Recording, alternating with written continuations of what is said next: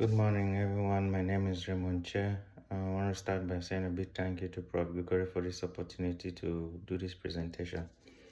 I would like you to imagine two students coming out from a math exam, which they both failed, and one student says, I knew it, I'm not a math person. And the next student says, I can do better. I'll go home, re strategize, learn, and then take it again. And I know this time around I'm going to pass the exam. What is the difference between these two people? The main difference is not intelligence, is the mindset. And this brings me to what I want us to discuss about this morning, which is the growth mindset. This is a concept that was developed by renowned psychologist Carol Dweck. We'll look into what a growth mindset is, we'll compare with the fixed mindset, and then we'll look how impactful growth mindset can be in areas of life like education, workspace, relationship, and even in setting and achieving personal goals. So whether you are a student, you are an employee, or somebody that just set goals to achieve, the mindset in which you approach your goals will determine how far your achievement is. What is a growth mindset? A growth mindset, according to Carol Dweck, is a mindset that believes that abilities can be developed through efforts, learning, and persistence. Meanwhile, a fixed mindset is a mindset that believes intelligence and talents are fixed traits. You either have them or you don't. It cannot be improved upon. Carol Dweck, in her study, discovered that people who are praised for being smart often avoid picking up challenges to protect their image. Meanwhile, people that are praised for their effort tend to pick up challenges and by so doing improve upon themselves. So what does this mean in real life? Let's look at academics, for instance. For teachers and schools that adopt the growth mindset, they tend to emphasize praises on effort rather than natural ability. For instance, in a math class, a teacher will tend to advise the students to see mistakes as part of the process of learning rather than a failure.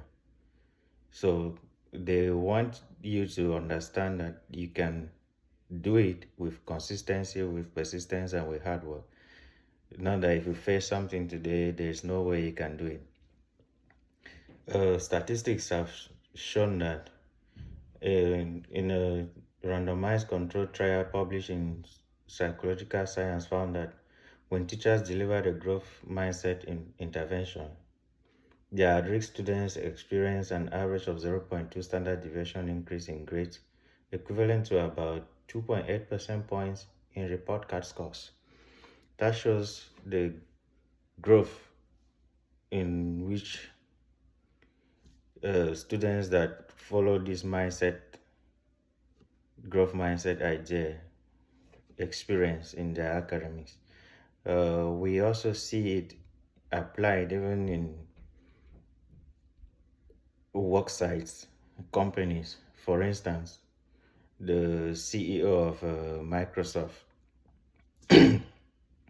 Satya Nadella, she popularly embraced this growth mindset and she dealt away with the know-it-all mindset culture, the know-it-all culture, and they finally embraced the learn-it-all culture in Microsoft. What does the learn-it-all culture do?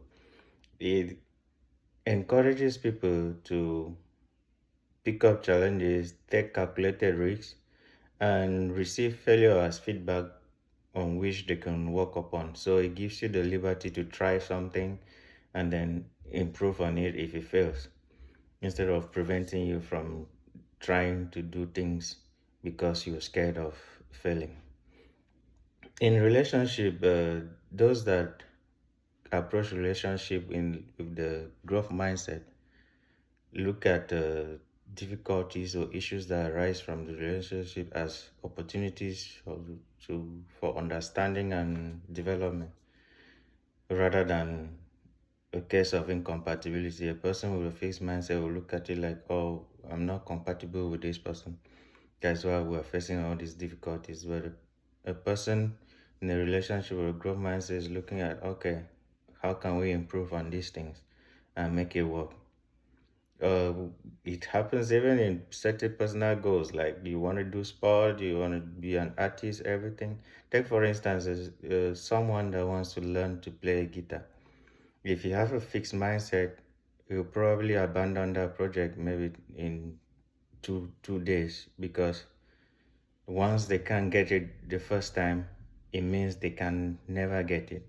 But somebody with a growth mindset will say, okay, you know what, I can take lessons. I'll try different strategies on how to achieve this. And what that does is you're persistent, and eventually you develop skills towards that particular goal.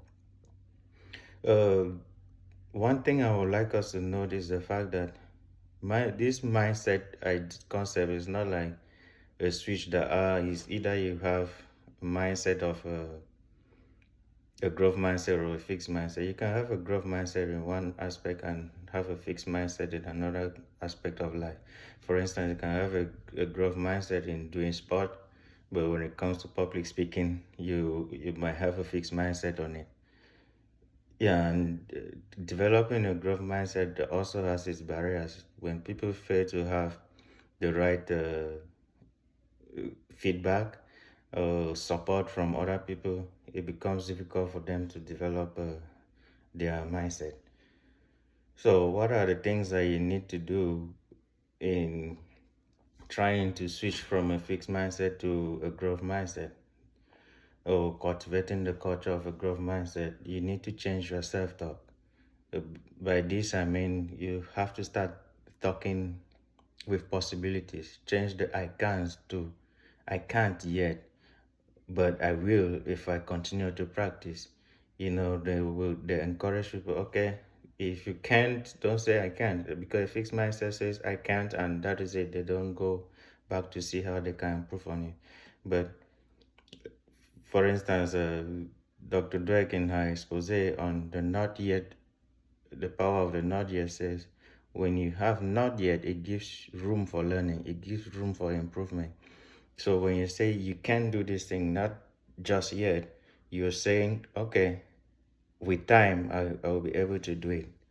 And that can change your approach towards the situation and you get improved upon it.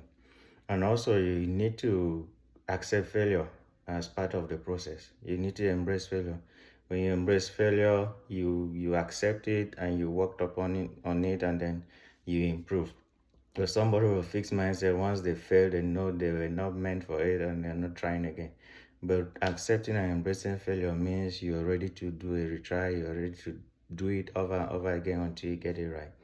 And then you need to focus on the process. You need to appreciate the little that you've achieved. You need to don't just be only result oriented. Don't look at the final goal. There's little things that you achieve during the process sum up to what you become at the end.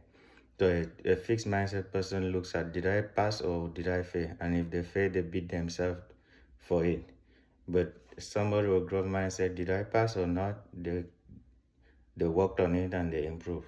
You also need to continue to practice the not yet. Talk to yourself. I can do it. Positive. That is how a person with a growth mindset will say it's possible.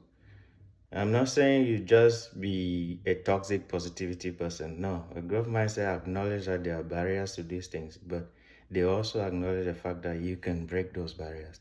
So in essence, a growth mindset is a mindset that believes that abilities can be improved upon, abilities can be developed through learning, through persistence, while a fixed mindset is a mindset that thinks if you can do it, you can do it. You can develop new abilities. You can improve on your abilities, either you have it or not. Thank you very much for your kind attention.